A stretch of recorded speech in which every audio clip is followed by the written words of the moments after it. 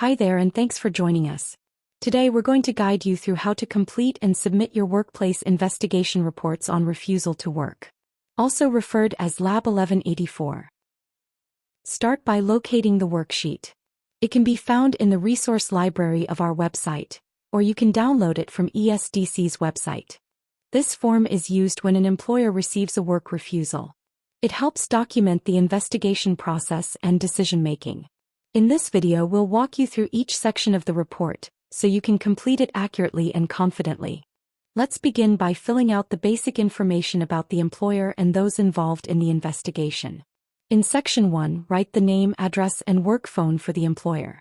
Employer: ABC Transport Ltd. Address 123 Cherry Blossom Drive, Langley, British Columbia 1x52Y3.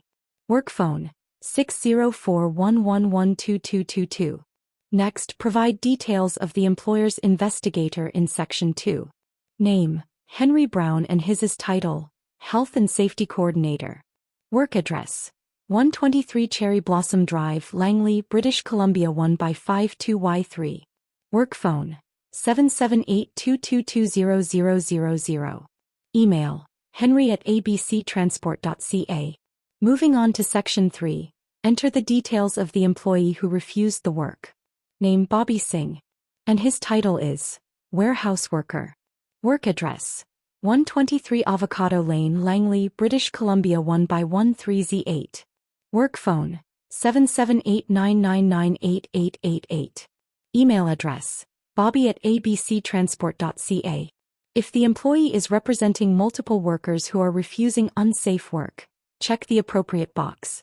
Otherwise, leave it unchecked. Now let's describe the circumstances around the refusal to work. Location of refusal: the refusal took place inside the warehouse. Let's add some context. Events leading up to refusal. Bobby believed the task was unsafe as he lacked training and certification to operate a forklift. Bobby was hired as an inventory coordinator due to a staffing shortage. He was asked to drive a forklift, a task not part of his regular duties. Since he was not certified or trained, he refused to do so. Date and time. This refusal happened on April 21, 2025, at 10 a.m. In the next section, record the investigation findings, what was considered, and the resulting decision. The employer's investigator determined the work refusal was valid.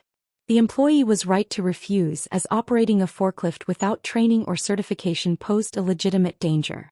Now, check the box confirming that danger exists, and list the corrective actions being taken. Workers will not be assigned to operate mobile equipment unless they are properly trained and certified. It's important to now check in with the employee about the resolution. If the worker isn't satisfied, the Health and Safety Committee must step in. The employer's investigator must then sign, date, and note the time of report completion. They'll complete sections 11 to 15 using the same format discussed earlier in the investigation. Once their investigation is complete, all committee members involved must sign, date, and indicate the time the report was submitted to the employer. If any additional corrective actions were taken by the employer beyond the initial measures, record them in the following sections. If not, leave them blank. That's it. Once complete, the report must be shared with all relevant parties, including the employer, the employee, and if applicable, the Health and Safety Committee.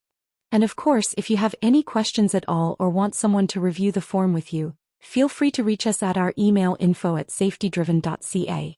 You're now ready to submit your workplace investigation report on refusal to work. Thanks for watching. Stay safe, stay informed, with Safety Driven.